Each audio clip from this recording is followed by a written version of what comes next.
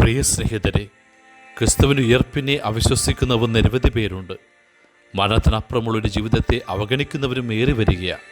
ഒന്നോർത്താൽ ഇന്ന് മാത്രമല്ല, അന്നും ഉയർപ്പിനെ സംശയിക്കുകയും നിഷേധിക്കുകയും ചെയ്യുന്നവരുണ്ടായിരുന്നു. ഉയർപ്പിൻ്റെതായുള്ള ആദ്യ ഗൂഢാലോചന മത്തായിയുടെ സുവിശേഷത്തിലെ അവസാനത്തെ അധ്യായത്തിലുണ്ട്. The very first Easter conspiracy.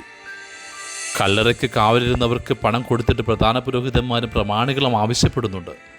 ഞങ്ങൾ ഉറങ്ങിയപ്പോൾ രാത്രിയിൽ അവൻ്റെ ശിഷ്യന്മാർ വന്ന് അവനെ മോഷ്ടിച്ചു കൊണ്ടുപോയി എന്ന് പ്രചരിപ്പിക്കണമെന്ന്.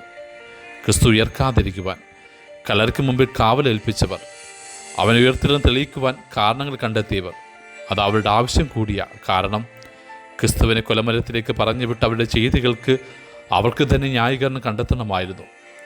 ഇന്നും ചിലർ ഇങ്ങനെയുള്ളവരാ.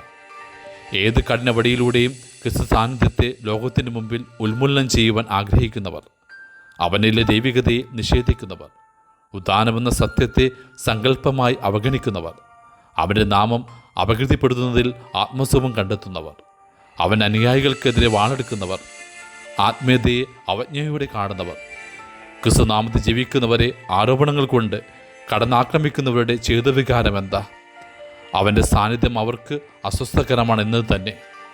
ക്രിസ്തു മൂല്യങ്ങൾ സ്വന്തം സ്വാർത്ഥത നിലനിൽപ്പിന് വെല്ലുവിളിയാണെന്ന് തിരിച്ചറിയുന്നവർക്ക് അവൻ്റെ ഉദ്ധാനത്തെ തള്ളിപ്പറഞ്ഞേ പറ്റൂ.